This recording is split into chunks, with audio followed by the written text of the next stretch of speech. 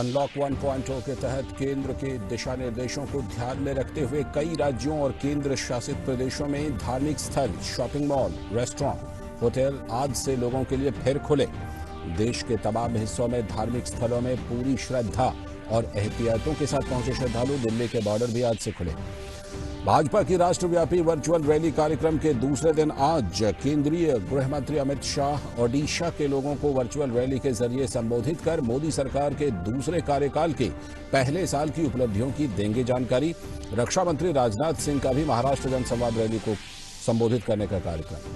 मोदी सरकार की DBT scheme corona काल में भी बनी गरीबों के लिए मददगार। इस साल 2014 के बाद आम लोगों के खातों में सीधे पहुंचे रिकॉर्ड 11 लाख करोड़ रुपए। डीबीटी से लगभग 1.25 लाख करोड़ रुपए की जनवरी 2020 तक हुई बचत।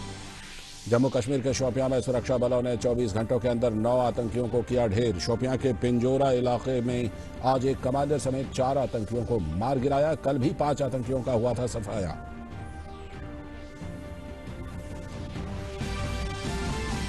विश्व मौसम विज्ञान संगठन ने अम्फान चक्रवात के सटीक पूर्वानुमान को लेकर की भारतीय मौसम विभाग की सराहना। कहा, समय पर जानकारी मिलने से उचित कदम उठाए गए।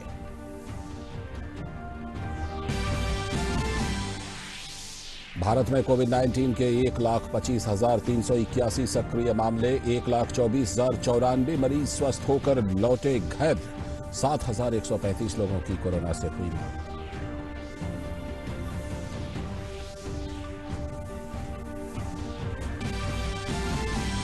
और दुनिया भर में 70 लाख से भी ज्यादा लोग कोरोना से हुए संक्रमित। मरने वालों की संख्या 4 लाख के पार। संक्रमण के 19 लाख मामलों के साथ अमेरिका सबसे बुरी तरह प्रभावित।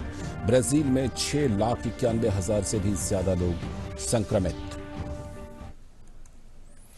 नमस्कार, आप देख रहे हैं हिंदी समाचार डीडी न्यूज पर। आप सभी का स्वागत है। मैं हूं लाल चंद्र सिंह। देखते हैं खबरों को विस्तार से। सबसे पहले सबसे बड़ी खबर, अनलॉक 1 के तहत देश में आज से धार्मिक स्थल, होटल, रेस्तरां खुल गए हैं। हालांकि अभी भी काफी बातों का ध्यान रखना जरूरी होगा। राज्यों को हिदायत दी गई है कि सभी धार्मिक स्थलों को खोलने से पहले वहां सामाजिक दूरी के लिए जरूरी सभी गाइडलाइंस का पालन कराया जाए। हालांकि कई राज्यों ने अभी कुछ दिन और धार्मिक स्थलों को बंद रखने का ही फैसला किया है।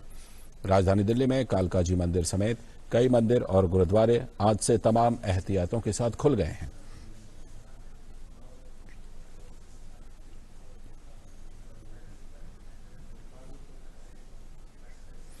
लोग सामाजिक दूरी के साथ मंदिर पहुंचकर पूजा अर्चना कर रहे हैं।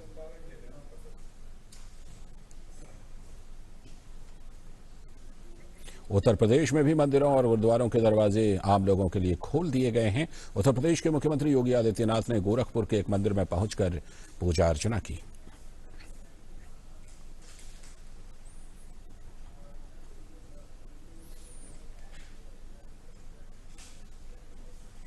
उधर कर्नाटक में भी आज सुबह कई शहरों में धार्मिक स्थल खुल गए, जहां लोग पूरी सावधानी के साथ पहुंचकर ईश्वर की आराधना करने के लिए पहुंच रहे हैं।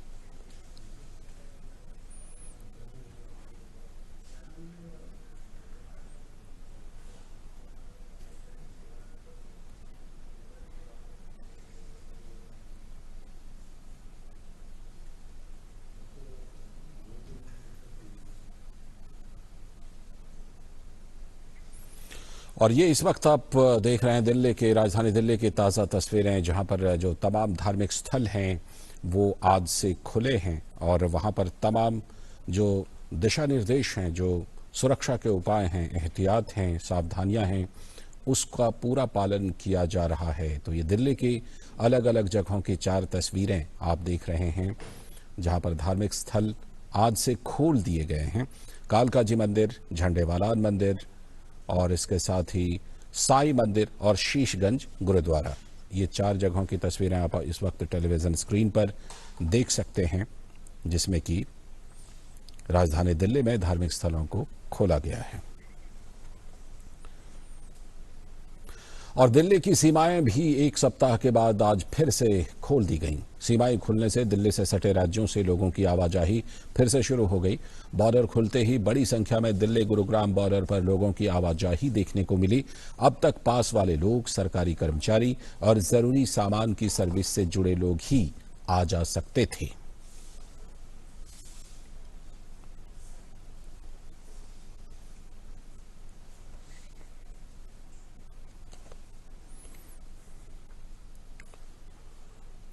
तो केंद्र सरकार द्वारा अनलॉक 1 के लिए जारी दिशा निर्देशों का पालन करते हुए देश में धार्मिक स्थलों और रेस्टोरेंट को आज से खोला गया है।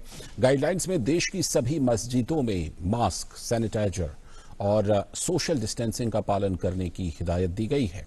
धार्मिक स्थल भी अपनी जिम्मेदारी समझकर नियमों को सख्ती से लागू कर लोगों को इसका पालन करने की अपील कर रहे हैं। दिल्ली की जामिया मिल्लिया इस्लामिया जामा मस्जिद का जायजा लिया हमारे संवाददाता आकिब खान ने। पेश है ये एक रिपोर्ट। वन में जिस तरह से सरकार की गाइडलाइंस के साथ धार्मिक स्थलों को खोलने की इजाज़त दी गई है, उसमें आज से जिस तरह से धार्मिक स्थल खुल गए हैं, जिसमें कि मस्जिदों में सरकार की गाइडलाइंस के साथ ये इजाज़त दी जा रही है, लोगों को ये इत्तला की जा रही है, लोगों को ये बताया जा रहा है कि किस तरह से वो मस्जिदों में आएँ और अपनी इबादत करें। यहाँ पर मैं इस वक्त दिल्ली की जामा मिल्लिया इस्लामिया की जामा मस्जिद में हूँ और यहाँ पर आप देख सकते हैं कि किस तरह से जो है पूरा सहन है और यहाँ पे जो कालीन है, जो चटाई, जो दरियाँ होती हैं, उनको हटा दिया गया है और यहाँ सुबह से ही साफ़ सफाई का काम हो चुका है और यहाँ साफ़ कर दी गई हैं। और साथ ही साथ यहाँ पर सहन में आप ये भी देखेंगे कि लोगों को आने के लिए सारे गेट बंद हैं, सिर्फ एक गेट से आने और जाने की इजाज़त होगी। और यहाँ पर हर गेट पर और मेन गेट पे ये चीज़ ताकीद की गई है, ये लिखा गया है कि उर्दू में और इंग्लिश में और हिंदी में भी कि किस तरह से लोगों को मस्जिदों में दाखिल होना है, सोशल डिस्टेंसिंग का पालन करते हुए अपनी इबादत करनी है। और इसमें ख़ास तौर पर ये कहा गया है कि जो लोग मस्जिद में आएँ नमाज अदा करने के लिए, वो मास्क लगा कर आएँ और अपनी जो चटाई या जानमाज है वो साथ लेकर आएँ। 60 साल या 62 साल से जो सीनियर सिटीजन हैं उनको मस्जिद में आने की मनाही है।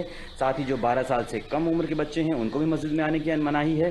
और ख़ास तौर पर यह भी ताकीद की गई है जो लोग मस्जिदों में आएँ वो सिर्फ फ़र्ज़ नमाज ही पढ़कर अपने घरों को जाएं और बाकी जो नमाजें हैं उनको घर पे ही अदा करें। तो ख़ास तौर पे यही लोगों को हिदायत दी गई है कि अनलॉक 1 में सरकार ने गाइडलाइंस के साथ छूट तो दी है, लेकिन इस कोरोना महामारी से लड़ने के लिए हमको और आपको मिलकर काम करना है, हमको और आपको मिलकर ही इसके साथ लड़ना है। और जिसके लिए आपको खुद इसके तहत जो सरकार की गाइडलाइंस है उसका पालन करना है और अपने आप को सुरक्षित रखना है और अपने घर वालों को सुरक्षित रखना है, जिससे कि इस कोरोना महामारी से हम जीत सकें। नई दिल्ली से मोहम्मद आकिब खान, डीडी न्यूज़। तो धार्मिक स्थलों को तो खोले ही गए हैं और इसके साथ ही अनलॉक 1 के तहत आज से दिल्ली के शॉपिंग मॉल भी खुल रहे हैं। मॉल्स ने भी अनलॉक के लिए तैयारियां पूरी कर ली हैं। पूरी सावधानियां बरतने के साथ ही मॉल्स को दोबारा खोला जाएगा। दिल्ली के एक मॉल की तैयारियों का जायजा लिया हमारी संवाददाता मेघना ने। शॉपिंग मॉल्स आज से खुल चुके हैं और दिल्ली के एक ऐसे ही शॉपिंग मॉल के बाहर मैं मौजूद हूँ। तो जो स्टाफ जो शॉपिंग मॉल के अंदर जा रहा है उसकी प्रॉपर जो थर्मल स्क्रीनिंग है वो एंट्री पॉइंट पे हो रही है और मॉल के सभी एंट्री एग्जिट पॉइंट को बंद कर दिया गया है। केवल एक ही एंट्री और एग्जिट पॉइंट को कार्यरत रखा गया है ताकि जो लोग अंदर जा रहे हैं, जिस संख्या में लोग अंदर जा रहे हैं और जिस संख्या में बाहर आ रहे हैं उसको रेगुलेट किया जा सके। उसके साथ ही जो पार्किंग एरिया है मॉल का, पार्किंग एरिया को भी पूरी तरीके से रेगुलेट करने की कोशिश की गई है ताकि ज्यादा लोग एक समय पर अंदर ना जा सके और जो भीड़ है वो जमा ना हो पाए। तो इसके लिए भी पार्किंग एरिया को भी इंश्योर किया गया है। उसके साथ ही अगर देखा जाए तो मॉल के जो शॉप्स हैं वहां पर भी उनके पास भी जो सैनिटाइजर्स हैं और सैनिटाइजिंग वेंडिंग मशीन्स हैं उन सबको लगाया गया है। उसके साथ ही पोस्टर्स भी लगाए गए हैं जिसमें कि सोशल डिस्टेंसिंग मेंटेन करने की गुजारिश की गई है लोगों से। उसके साथ ही मॉल में जो गेमिंग आर्केड्स हैं वो बंद रहेंगे और जहां भी जो स्टाफ अंदर जा रहा है उसको प्रॉपर थर्मल स्क्रीनिंग करके भेजा जा रहा है। तो जो लोग भी मॉल के अंदर आएंगे उनकी भी प्रॉपर थर्मल स्क्रीनिंग की जाएगी और बिना मास्क के मॉल के अंदर प्रवेश वर्जित है।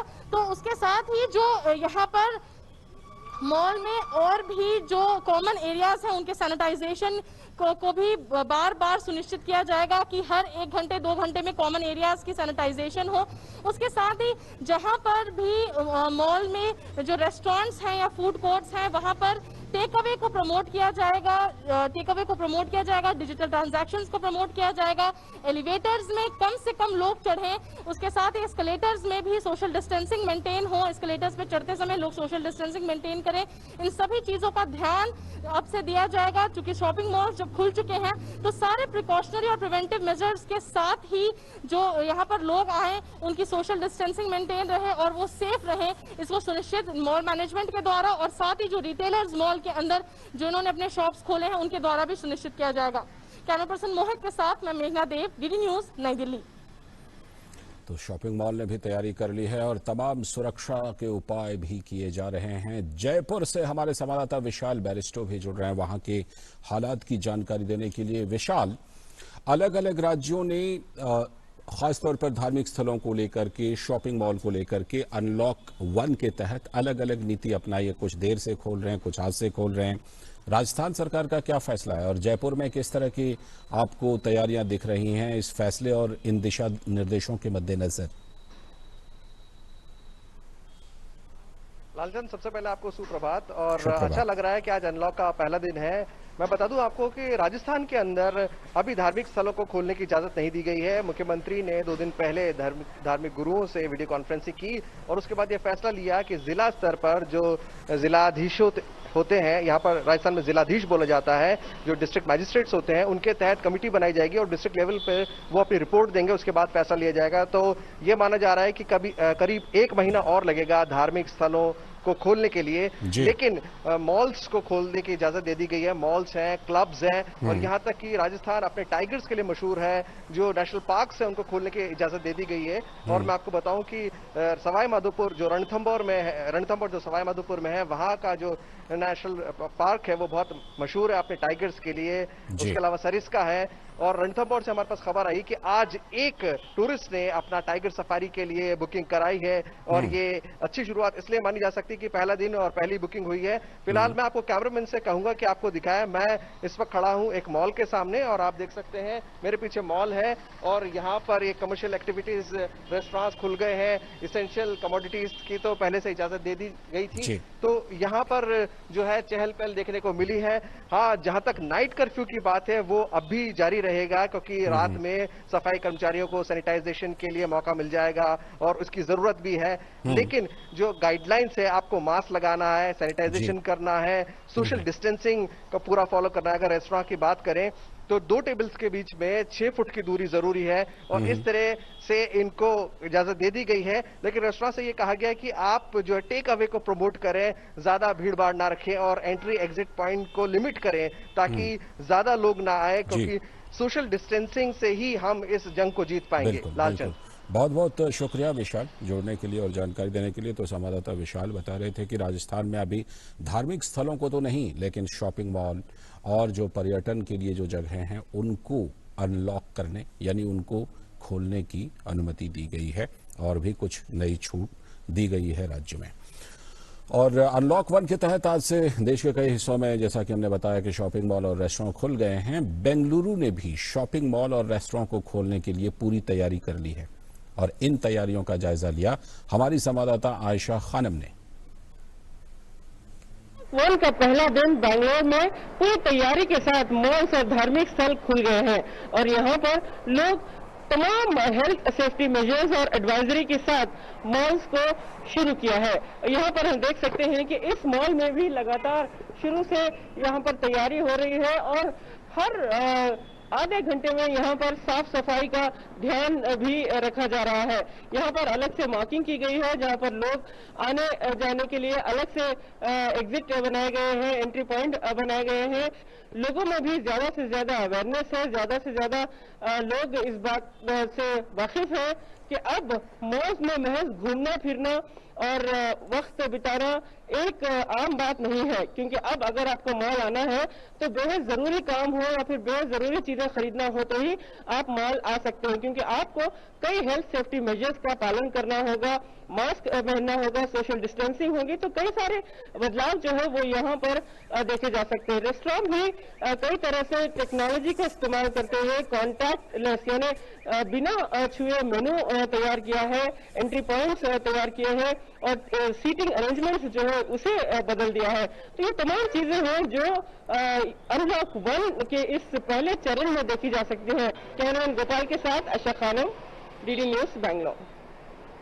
और इस बीच कोरोना काल के दौरान महाराष्ट्र सरकार ने प्रदेश के जेलों में बंद कैदियों की सुरक्षा को ध्यान में रखते हुए एक अहम फैसला लिया है।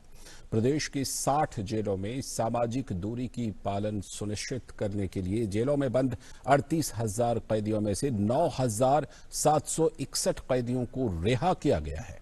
प्रदेश के गृह राज्य मंत्री अनिल देशमुख ने बताया कि 11,000 से भी अधिक कैदियों को आपातकालीन पैरोल पर रिहा किया जा रहा है।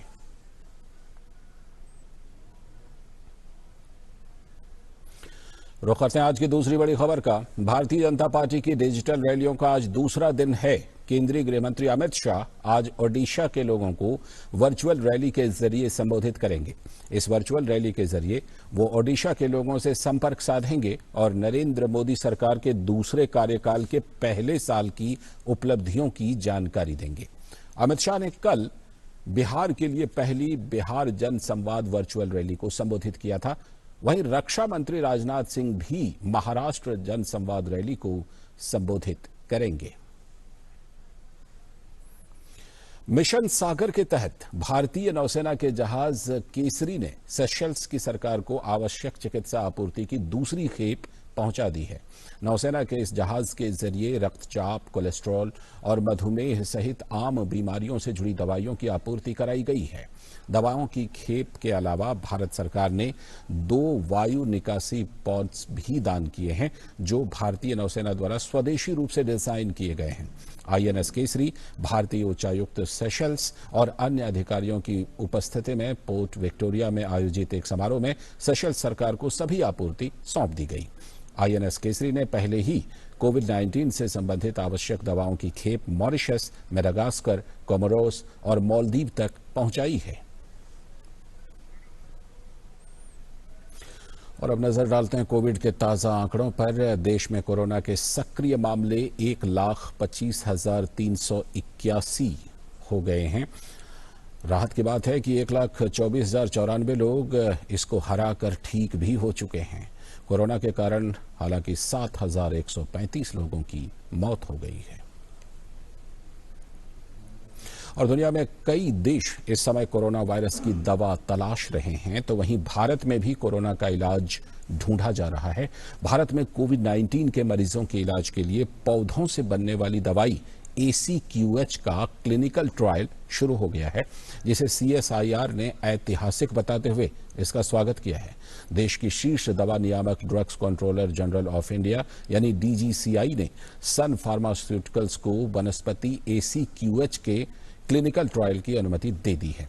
कंपनी के अनुसार भारत में 12 केंद्रों में 210 मरीजों पर क्लिनिकल ट्रायल किए जाएंगे। डीडी न्यूज से बात करते हुए CSIR के महानिदेशक डॉक्टर शेखर मांडे ने कहा कि मुंबई स्थित सन फार्मास्यूटिकल कंपनी ने कोविड-19 के इलाज के लिए ACQH का क्लिनिकल ट्रायल शुरू कर दिया है, जो कि डेंगू के इलाज के लिए विकसित की जा रही है और जिसके अध्ययनों में व्यापक संक्रमण रोधी प्रभाव देखने को मिला है। On 5th June, India made history in getting one of the phytopharmaceuticals into clinical trial. Phytopharmaceutical is a plant extract which is expected to have activity against a particular disease. The drug discovery concept that has evolved over the last 100 years is such that for each disease there is one cause, and that one cause can be suppressed by one single chemical entity, what we call as a drug or a medicine against that disease. This drug suppresses the cause of the disease and thereby alleviates the disease. Till date, no phytopharmaceutical has gone into clinical trials.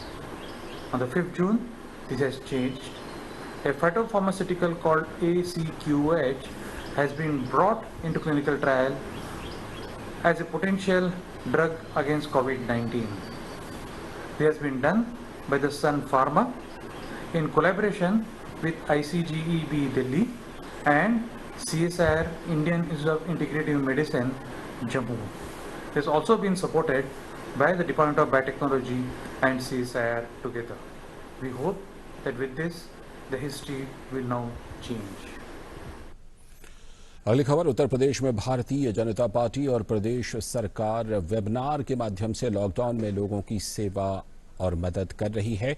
Party के कार्यकर्ता सरकार को सुझाव के साथ जनता की समस्याओं से सरकार को अवगत करवाने का काम भी कर रहे हैं। इस वेबिनार में प्रदेश के उप मुख्यमंत्री केशव प्रसाद मौर्य और पार्टी के प्रदेश अध्यक्ष स्वतंत्र देव सिंह और संगठन मंत्री सुनील बंसल भी शामिल रहे। भारतीय जनता पार्टी उत्तर प्रदेश संगठन सतत सेवा में लगा हुआ है और आधुनिक तकनीकी के माध्यम से उसकी मॉनिटरिंग, उसकी कार्यशैली कैसी पूर्ण रूप से जमीन पर संपादित हो, इसका चिंतन हमारे यशस्वी राष्ट्रीय प्रदेश अध्यक्ष जी और प्रदेश के संगठन महामंत्री सुनील बंसल जी रोजमर्रा करते हैं। भोजन की पैकेट की बात हो, अनाज किट की बात हो, चप्पल जो श्रमिक प्रवासी श्रमिक आए उनके लिए चप्पल की व्यवस्था की बात हो, उनके लिए राह में तमाम सुविधाओं की बात हो, बसों की व्यवस्था करने की बात हो, इन सब बातों पर लगातार मॉनिटरिंग होता है। अगली खबर, मोदी सरकार की गेम चेंजर स्कीम डीबीटी ने पारदर्शी शासन व्यवस्था का नया रिकॉर्ड बनाया है। डायरेक्ट बेनिफिट ट्रांसफर यानी डीबीटी के जरिए साल 2014 से अब तक 11 लाख करोड़ रुपए से भी ज्यादा की राशि सीधे आम लोगों के बैंक खातों में भेजी गई है। बिचौलियों के खात्मे और भ्रष्टाचार की लीकेज बंद होने से केंद्र से चला पूरा पैसा गरीबों और लाभार्थियों तक पहुंच रहा है। फिलहाल 56 मंत्रालयों की 426 योजनाएं डीबीटी के दायरे में हैं। डीबीटी के सरकारी पोर्टल के मुताबिक कल यानी रविवार तक 11,14,000 करोड़ रुपए से भी ज्यादा की राशि आम लोगों के खातों में पहुंच चुकी है। इतना ही नहीं, इसके चलते जनवरी 2020 तक करीब 1.25 लाख करोड़ रुपए की बचत भी हुई है, जो पहले बिचौलियों या फिर दलालों के पास पहुंच जाता था।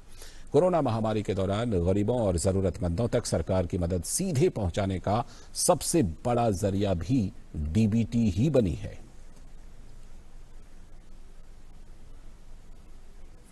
विश्व मौसम विज्ञान संगठन ने बीते महीने बंगाल की खाड़ी में उठे अम्फन चक्रवात के समय भारतीय मौसम विभाग द्वारा निभाई गई भूमिका की जमकर तारीफ की है। डब्ल्यूएमओ के महासचिव की ओर से लिखे गए प्रशंसा पत्र में कहा गया है कि भारतीय मौसम विभाग ने अम्फन चक्रवात के बारे में बेहद सटीक पूर्वानुमान लगाया। चक्रवात की उत्पत्ति, पथ, तीव्रता, लैंडफिल पॉइंट, समय, बारिश और हवा की गति जैसे महत्वपूर्ण कारकों के बारे में सही समय पर जानकारी मिलने से तुरंत आवश्यक कदम उठाए गए, जिस कारण तूफान से होने वाले जान माल के नुकसान को कम किया जा सका।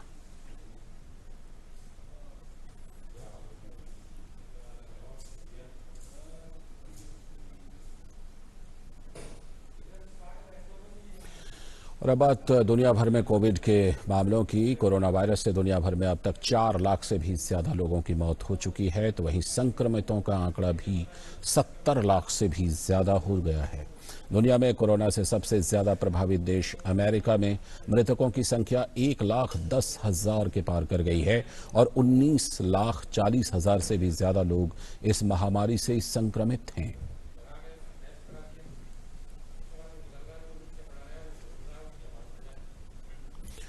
ब्राजील में भी कोरोना वायरस के मामले थम नहीं रहे हैं। यहां अब तक 6,91,000 से भी ज्यादा लोग संक्रमित हैं और इन आंकड़ों के साथ ब्राजील फिलहाल दूसरे नंबर पर है।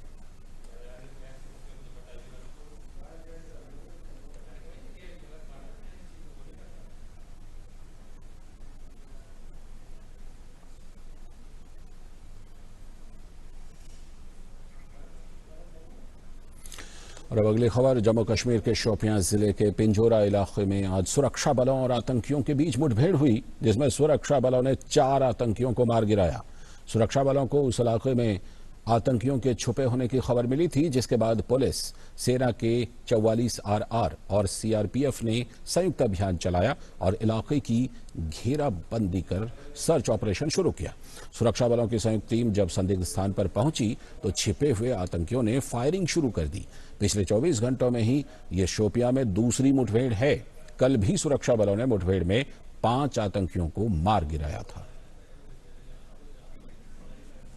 और इस खबर पर और ज्यादा जानकारी के साथ हमारे साथ श्रीनगर से जुड़ रहे हमारे संवाददाता सलमान काजी। सलमान, ये बताइए कि ये लगातार दूसरे दिन ये शोपियां में इस तरह की मुठभेड़ की खबर आई, हालांकि पहले भी उस इलाके से मुठभेड़ की खबरें आती रही हैं और आतंकियों के छिपने की खबर आती रही हैं।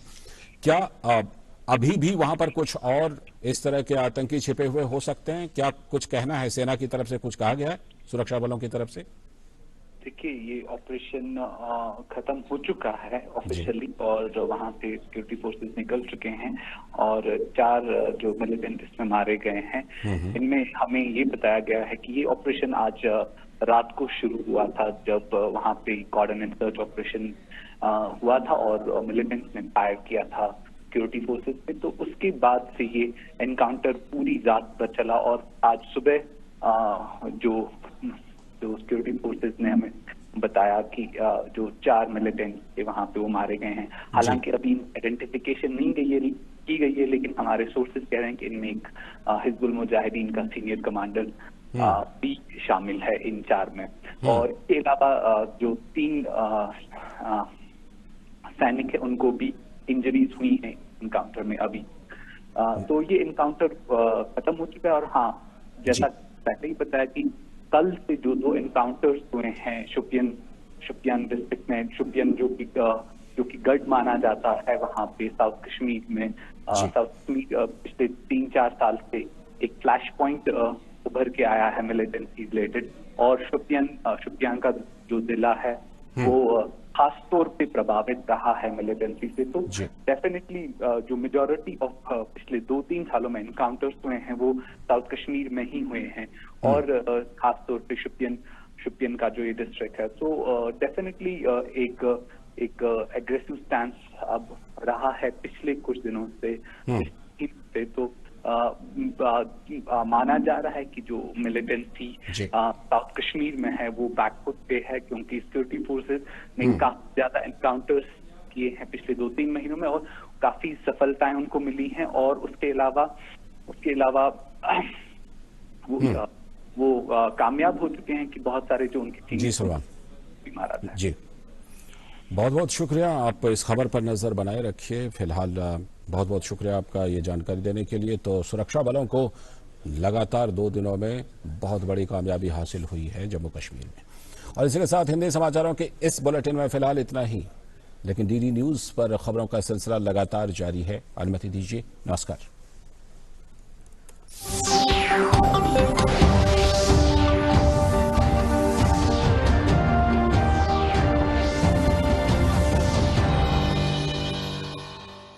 बन जाते हैं। बच्चों और बचपन से हमें बहुत कुछ सीखना है।